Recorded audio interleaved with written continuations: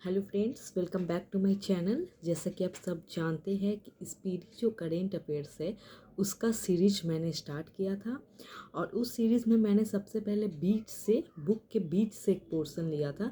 लेकिन मैंने सोचा कि जब स्पीडी जीके को ख़त्म करना है, करेंट अफेयर्स को जब ख़त्म करना है तो फिर हम शुरू से ही क्यों ना शुरू करें। तो ये देखिए, अभी तक 1 फरवरी तक का मेरे पास है स्पीडी, आप लोगों को भी पास होगा। तो एक वीडियो मैंने अपलोड कर दिया है, प्लेलिस्ट में आप लोग जाकर देख लेंगे। जितने भी लोग न्यू हैं, जिन्हें नहीं पता है इस बारे में, जो पहली बार मेरा वीडियो देख रहे हैं, वो प्लेलिस्ट में जाके देख लें। मैंने स्पीडी करेंट अफेयर्स के नाम से, सीरीज़ के नाम से मैंने वीडियो अपलोड किया है। आज ये सेकंड वीडियो है। तो चलिए फर्स्ट पेज से स्टार्ट करते हैं, जिसमें पहले पेज में है कौन, क्या और कहाँ। ठीक है, मैं कोशिश करूँगी कि इसे जल्दी ख़त्म करने के लिए 2 पेज या 1.5 पेज लेके चलूँ और वीडियो भी लंबा नहीं हो। तो चलिए स्टार्ट करते हैं। तो फर्स्ट पेज, जैसा कि आप सबके पास बुक होगा, तो उसमें 3 चीज़ शुरू का जो है वो इम्पॉर्टेंट है। और उसमें भी जैसे कि राष्ट्रपति है, उपराष्ट्रपति है, प्रधानमंत्री, तो ये तो सभी लोगों को पता होगा कि उनका जो नाम है वो क्या है, लेकिन वो कितने नंबर के हैं, मतलब कि कैमा नंबर है उनका, ये आपको याद करना ज़रूरी है। क्योंकि कभी कभी ये चीज़ पूछ देता है एग्ज़ाम में कि कितने नंबर के हमारे प्रधानमंत्री है, कितने नंबर पे हमारे राष्ट्रपति है या उपराष्ट्रपति है। तो आप ये याद रखेंगे कि जो राष्ट्रपति और प्रधानमंत्री का है वो 15th है और जो उपराष्ट्रपति का है वो 14th है। तो ये जो आप उनका जो सीरियल नंबर है वो आप याद रखेंगे कि इनका सीरियल नंबर क्या है। ये इंपॉर्टेंट है, पूछ देता है।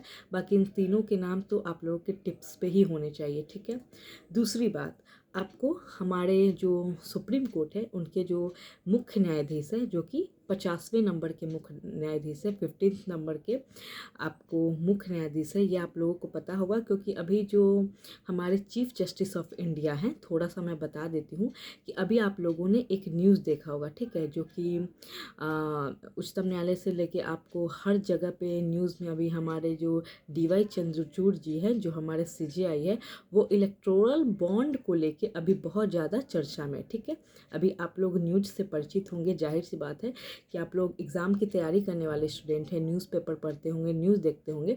तो अभी एक इलेक्टोरल बॉन्ड को लेके बहुत सारी चीज़ें न्यूज़ में हैं, जिस कारण से हमारे CJI जो है वो बहुत ज़्यादा फेमस हुए हैं और बहुत सारे अपने जो उन्होंने जो कुछ अपने फैसले दिए हैं उस चीज़ को लेकर भी वो बहुत ज़्यादा न्यूज़ में है। तो ये आप याद रखेंगे कि 50वें नंबर के जो सीरियल नंबर हैं वो 50वें नंबर के हमारे अभी CJI आते हैं, जिनका नाम DY चंद्रचूड़ है। ठीक है, फिर से एक और इम्पॉर्टेंट क्वेश्चन आप याद रखेंगे, अटॉर्नी जनरल ऑफ इंडिया, जिनको हिंदी में हम लोग महान्यायवादी बोलते हैं। ठीक है, महान्यायवादी, जो कि R वेंकटर मनी है। ठीक है, R वेंकटर मनी है। तो ये 2 क्वेश्चन आप यहाँ से याद रखेंगे।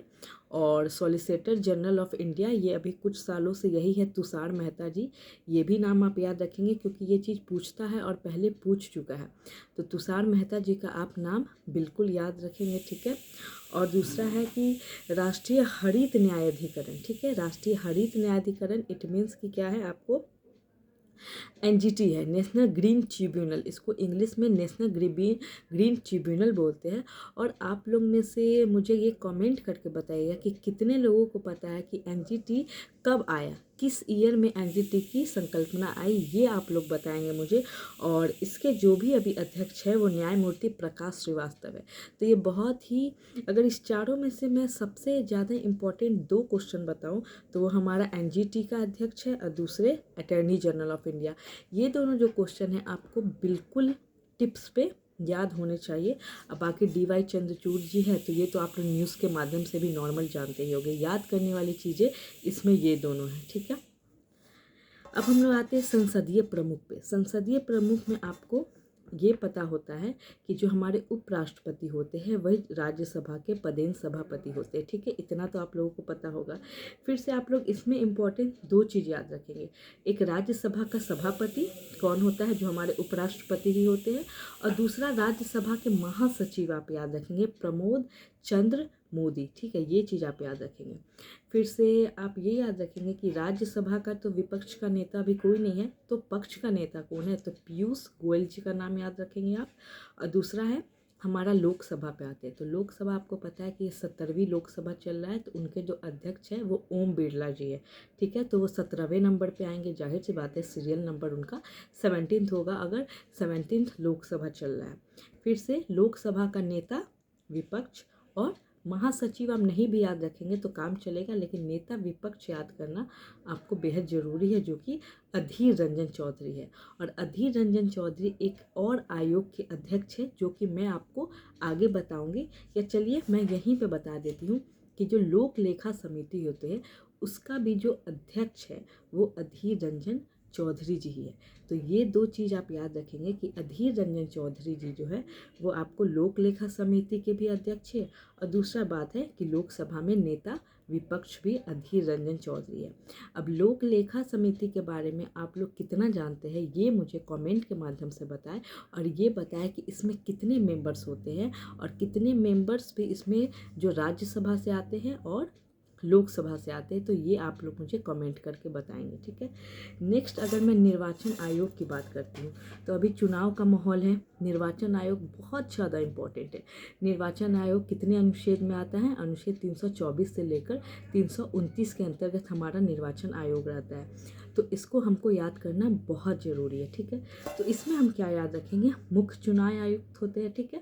हमारा जो निर्वाचन आयोग है वो 3 सदस्यीय है, ये आप याद रखेंगे क्योंकि ये क्वेश्चन पूछता है, बीपीएससी में भी ये क्वेश्चन पूछा है कि जो हमारा निर्वाचन आयोग है उसमें मुख्य निर्वाचन आयुक्त को मिलाकर कितने सदस्य होते हैं? तो 3 सदस्य होते हैं, एक मुख्य निर्वाचन आयुक्त और 2 अन्य निर्वाचन आयुक्त। तो 2 अन्य निर्वाचन आयुक्त अभी हाल ही में बदले गए हैं, नियुक्त हुए हैं।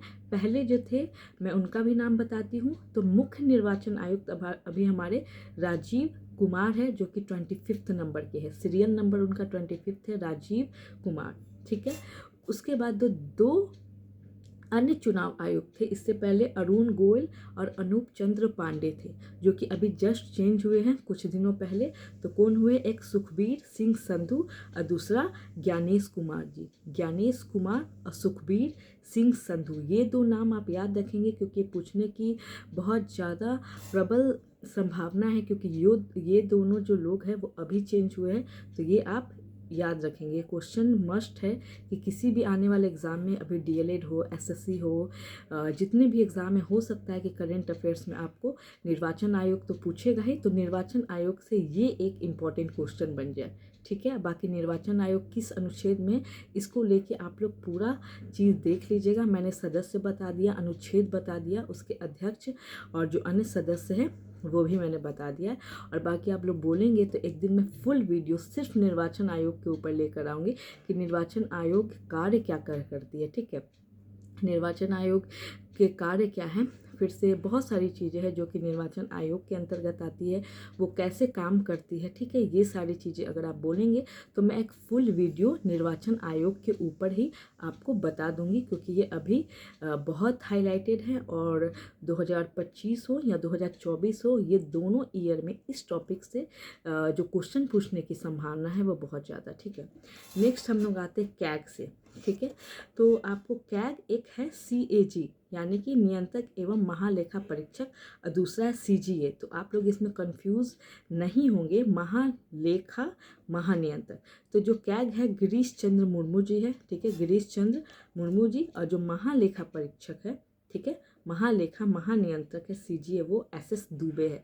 तो ये दोनों CGA और CAG, ये दोनों में आप कंफ्यूज नहीं होंगे, और ये दोनों नाम याद रखेंगे क्योंकि ये दोनों नाम जो है वो बहुत ज़्यादा इंपॉर्टेंट है, ठीक है। दूसरा में नेक्स्ट क्वेश्चन है आपको सशस्त्र सेनाओं के प्रमुख। तो आपको पता है कि हमारे सशस्त्र सेनाओं के जो सर्वोच्च सेनापति होते हैं वो हमारे राष्ट्रपति होते हैं, ठीक है। तो अभी द्रौपदी मुर्मू जी राष्ट्रपति है, और वो कितने नंबर की है? 15th नंबर की हमारी देश की राष्ट्रपति है, ठीक है। और तो आप लोग वायुसेना अध्यक्ष, नौसेना अध्यक्ष, थल सेना अध्यक्ष, ये तीनों जरूर आपको याद होने चाहिए। अगर इनका सीरियल नंबर नहीं भी याद है तो नो प्रॉब्लम, लेकिन ये तीनों नाम आपको बिल्कुल याद होने चाहिए, ठीक है। और चीफ ऑफ डिफेंस स्टाफ, ठीक है, ये आपको इसलिए याद होना चाहिए कि 1-2 साल पहले जो हमारे पहले CDS बने थे, ठीक है, उनका क्या हो गया था? उनका निधन हो गया था, बिपिन रावत जी का, ठीक है। तो उसके बाद जनरल अनिल चौहान जी, इनको सीडीएस सेकंड नंबर का सीडीएस हमारे देश में बनाया गया। और पहले हमारे सीडीएस जो थे उनकी बिपिन रावत जी की मृत्यु हो गई थी, जो कि आपको पता है कि जो हेलीकॉप्टर से दुर्घटना हुई थी उसमें तमिलनाडु के पास में। तो ये चीज़ें थी, तो इस हिसाब से ये इम्पोर्टेंट हो जाता है कि हमारे जो सेकंड नंबर के नए सीडीएस बने हैं वो कौन है। ठीक है, बाकी सैन्य अभियान के महानिदेशक इतना इम्पोर्टेंट नहीं है, जो इम्पोर्टेंट है वही याद करें, क्योंकि ये सब ऐसा पोर्शन है जिसमें से डायरेक्ट क्वेश्चन पूछता है कि इस पद पे किसकी नियुक्ति है, खास करके जब कोई नया व्यक्ति नियुक्त होता है। ठीक है, तो उस समय ये चीज़ इंपॉर्टेंट हो जाती है। अब आप जो सचिव एवं सलाहकार है, ये सारी चीज़ें आप अपने बुक में टिक करते जाएंगे और पढ़ेंगे। ठीक है, गो थ्रू हो लेंगे, और जो मैं बता रही हूँ उन सबको बिल्कुल याद करेंगे। आप लिख के रख ले कि इससे रिलेटेड क्वेश्चन आपको किसी न किसी एग्जाम में देखने को बिल्कुल मिलेगा। ठीक है, तो चलिए नेक्स्ट आते हैं। नेक्स्ट है कि सचिव एवं सलाहकार। तो इसमें आप कैबिनेट सचिव एक याद रख सकते हैं, राजीव गाबा। ठीक है, विदेश सचिव आप याद रखेंगे, विनय मोहन क्वात्रा। रक्षा वित्त सचिव आप याद रखेंगे, गार्गी कौल। ठीक है, फिर से इधर आइए, आपको गृह सचिव, इधर जितने भी सचिव है खासकर गृह सचिव, वित्त सचिव, रक्षा सचिव, विदेश सचिव, ये 4 नेम आपको याद होना चाहिए। गृह सचिव अजय कुमार भल्ला, वित्त सचिव टीवी सोमनाथन, रक्षा सचिव गिरधर अरमाने, राष्ट्रीय सुरक्षा सलाहकार आपको पता है कि अजीत डोभाल जी है, अजीत डोभाल जी, जो कि हमें अभी कुछ सालों से यही है। फिर से अब आपको 2 और सलाहकार याद रखना, जो कि मुख्य आर्थिक सलाहकार और प्रधान वैज्ञानिक सलाहकार, ये दोनों सलाहकार आप याद रखेंगे। ठीक है, बाकी उपराष्ट्रीय सुरक्षा सलाहकार नहीं भी याद रखते तो इम्पोर्टेंट नहीं है, लेकिन राष्ट्रीय सुरक्षा सलाहकार अजीत डोभाल, अगर आप न्यूज़ से परिचित होंगे तो ये चीज़ें आपको पता होगी, याद भी करने की जरूरत नहीं है। इसके बाद जो है ये गुप्तचर एवं जो जांच संगठन है, ये इंपॉर्टेंट है। आप पिछले बार 64वीं पोस्ट वाला एसआई में भी आपको ईएसआई में भी ये क्वेश्चन पहला ही पूछा था कि केंद्रीय सतर्कता आयुक्त, जिन लोगों ने भी मेंस दिया था पिछले बार के 64 ईएसआई पोस्ट का, आप लोग बताइएगा कि 2 क्वेश्चन मैंने उसमें देखा था और वो किस लिए पूछा था, केंद्रीय सतर्कता आयुक्त उसमें क्वेश्चन था मेंस में। जिन लोगों को भी याद हो प्लीज़ आप मुझे कमेंट करें। और दूसरा, उस समय आपको हमारे जो बिहार है उसका पटना उच्च न्यायालय के जो मुख्य न्यायाधीश चेंज हुए थे, तो संजय करोल जी के बाद तो जो नए मुख्य हमारे न्यायाधीश बने थे, तो उस समय ये क्वेश्चन पूछ दिया था। तो डायरेक्ट क्वेश्चन पूछता है, आप याद रखें, खासकर उन चीज़ों पे ध्यान दें जहाँ पे चीज़ें बदली है, चेंज हुई है। ठीक है, तो आपको इसमें सीवीसी याद रखना है, सीबीआई याद रखना है। मैं बता दे रही हूँ ताकि आप लोग अपना बुक में टिक लगा के वो पढ़ ले। CIC, IB, raw, NIA, NCB और मोस्ट इम्पॉर्टेंट ईडी। ईडी अभी बहुत ज़्यादा न्यूज़ में है, आप लोग देखे होंगे कि दिल्ली की जो अभी जो एक तरह से राजनीति देखे वो बहुत ही गर्म माहौल है।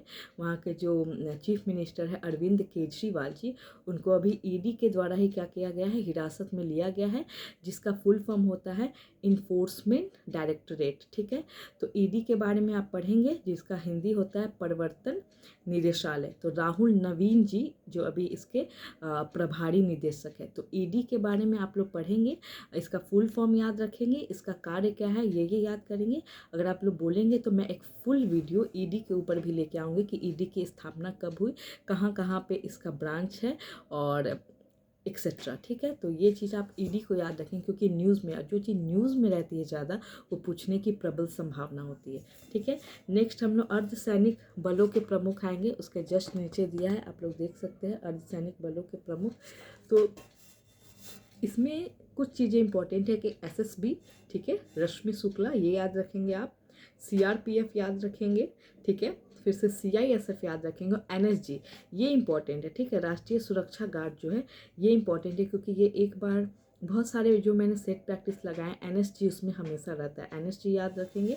और दूसरा, आप एक होम गार्ड भी, अगर बिहार पुलिस की अगर आप लोग एग्ज़ाम दे रहे हैं तो बिहार पुलिस वाले स्टूडेंट, खासकर होम गार्ड के जो ये महानिदेशक है विवेक श्रीवास्तव जी, उनका नाम याद रखेंगे।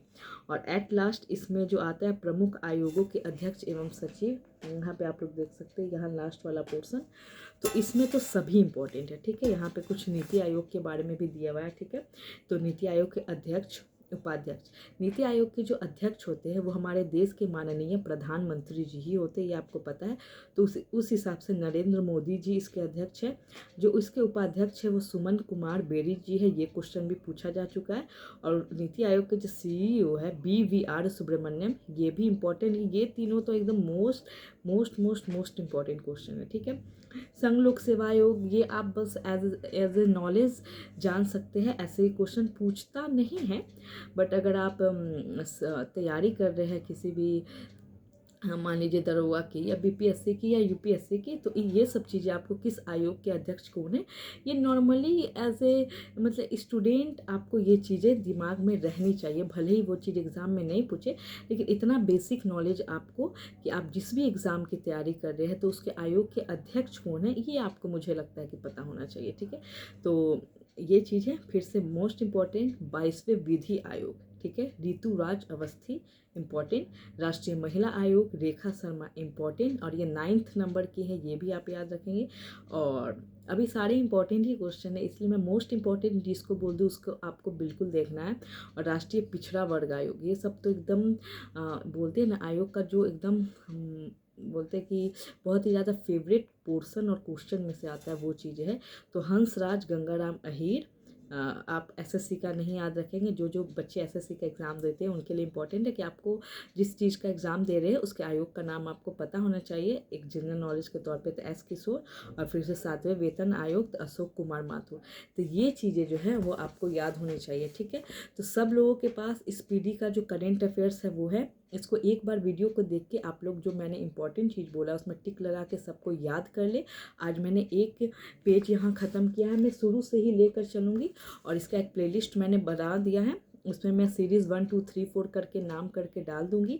एक वीडियो मैंने पहले डाल दिया है, लेकिन आज से मैंने सोचा है कि इसको शुरू से डालूँगी।